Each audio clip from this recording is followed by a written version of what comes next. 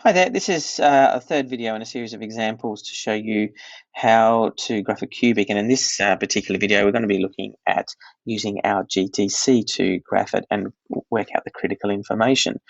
So it's a skills video, how to graph a cubic and then get the critical information.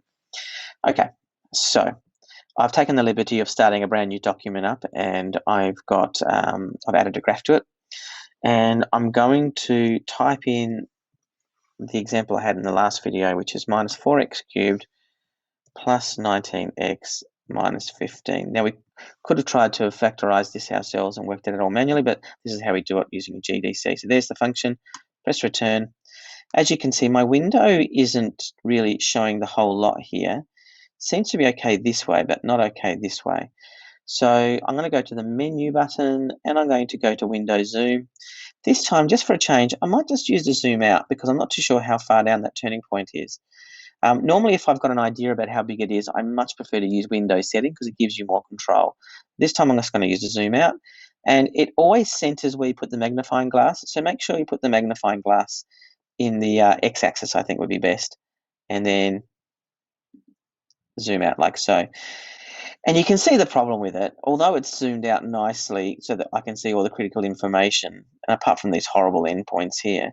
The other issue is that it's just really thin because it's a really thin graph. You can see it's got a dilation factor of 4 there, so it's going to be or minus 4, or 4 is the factor. So it's just not that pretty. So I might go back to menu and go to window zoom and do what I always do anyway and go to window settings and say I want the x min and x max to be something like minus 10 to 10. So it's not going to be quite as large as we would otherwise have had the, sorry, not large, in proportion.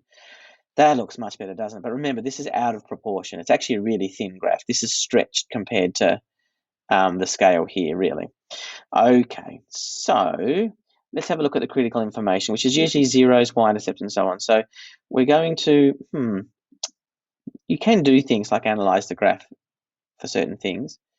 You've got zeros, minimum, maximum, intersection, inflection, and other things we haven't looked at as well. Note that inflection, so that if you've got a function like a cubic drawn in and you want to know the point of inflection, you know what that's talking about now.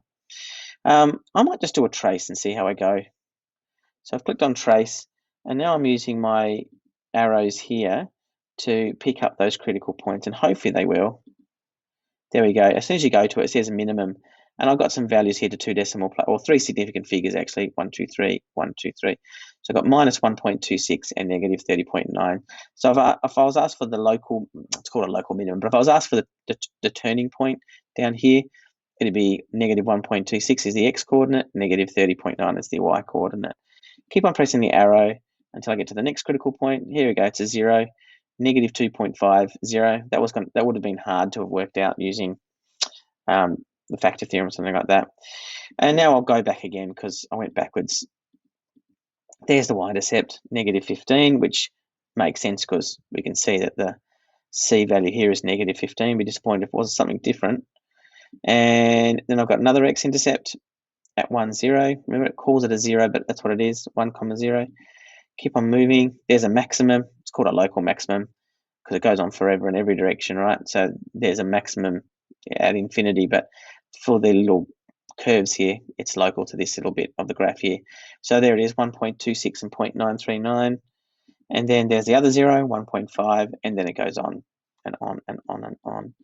So there you go. So you graph the function really easily, and then use window zoom to make sure you can see all of the graph at once, and then use trace to work out the critical points. And that'll do us, I think.